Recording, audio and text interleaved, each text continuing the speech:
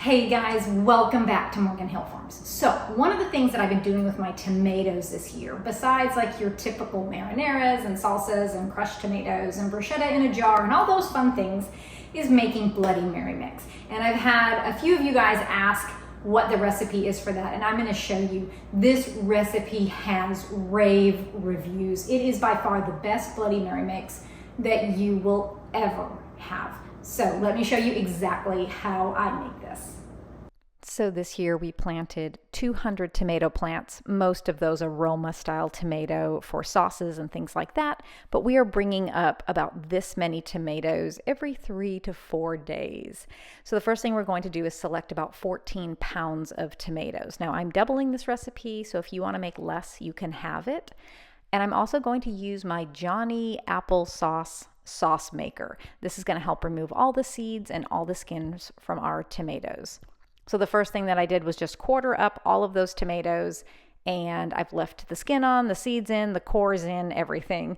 And we're just going to put those in a pan, and we're going to heat them up until they start to break down, releasing their juices and getting pretty soft. They're not going to boil, and it isn't going to take very long by any means. Now we're going to move that pan over to our sauce maker, and we're going to fill the hopper with those nice hot tomatoes. And what we're going to do is we're just going to rotate that handle, pushing those tomatoes down into the auger, and those tomatoes are going to be pressed through that sieve, and it's going to leave us with the juice and the pulp, but none of the skins or the seeds.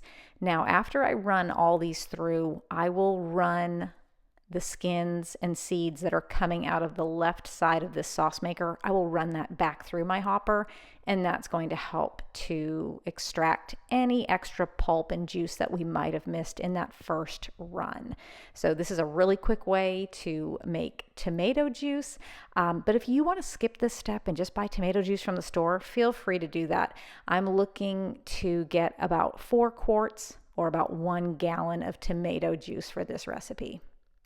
So because today had been a very long day, I decided to break this recipe up into 2 days. So I'm just going to go ahead and pour my juice into half-gallon jars, and I'm going to keep these in the fridge until tomorrow when I get ready to make the rest of the recipe. And that's where things are going to go really quickly and be really, really easy. So here we are on day 2, and I just have a big stock pot. I'm going to pour that tomato juice that's come right out of the refrigerator directly into this pot, and I'm going to start heating it on the stove while I add my remaining ingredients. So the first thing that we're going to do is some celery hearts. So you're looking for that interior light green leafy center of that celery. You want the stalks as well as some of, and you're going to go ahead and mince those up. If you want it a little bit chunkier, that's fine. You can leave it a little bit thicker, and these celery pieces are going to give you a little bit of a crunch when you open that jar, when you're ready to either just drink it like a spicy tomato juice, or if you want to add vodka and make that true Bloody Mary with some olives and things like that. So we're going to go ahead and add that 1 cup of celery into our tomato juice. We're adding 3/4 of a cup of Worcestershire sauce. We are also adding 3/4 of a cup of dill pickle juice. These are just from some pickles that I had canned a couple years ago, and those pickles unfortunately were a bit mushy. And so I threw the pickles out, but the juice was just divine, so we went ahead and added that in. Now I'm using some horseradish, prepared horseradish. This is a brand called Engelhoff, and it is a thick, creamy horseradish. I would not stray from this brand. If you do have a brand that you love and is tried and true, you can go ahead and do that, but I really like this one. It's not extra hot, but it does have a nice spice to it. So we are adding in a 1/2 cup of prepared horseradish. Now we're going to use some Texas Pete's hot sauce. You can really use any hot sauce that you want, and we're going to add in 4 tablespoons of this to our Bloody Mary mix.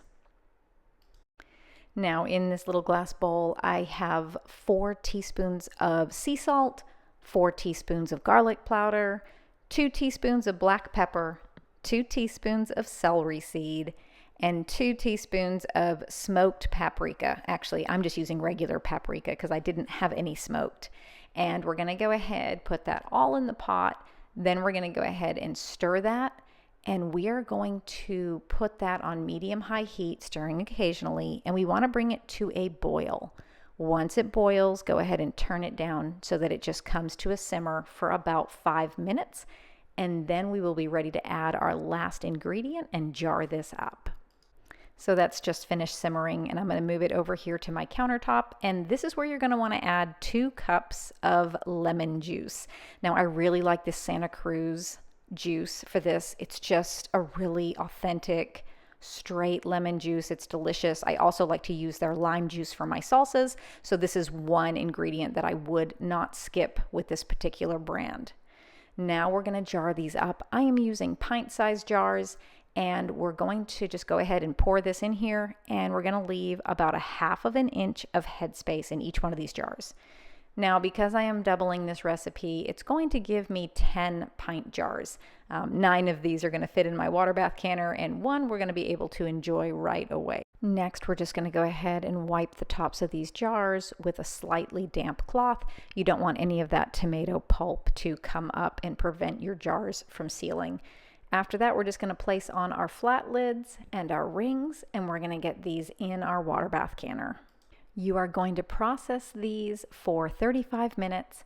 Once that's done, you're going to turn your burner off, take the lid off of your water bath canner, let them sit for 5 minutes underneath that water with the burner off, and then you're going to go ahead and remove them from the canner and go ahead and set them on a counter, and just don't disturb them for about 24 hours. Okay guys, and that is it. Now, if you have your own recipe for Bloody Mary mix, I highly suggest just giving this one a try.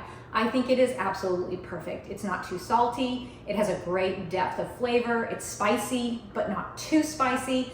I just think it is all around the quintessential Bloody Mary mix, and I think that you will fall in love with this. We've already cracked a jar of this open, and the little celery pieces inside do retain a bit of crispness, so it's absolutely perfect. But anyways, guys, I hope you enjoyed this video. Thank you so much for watching, and we will see you in the next one.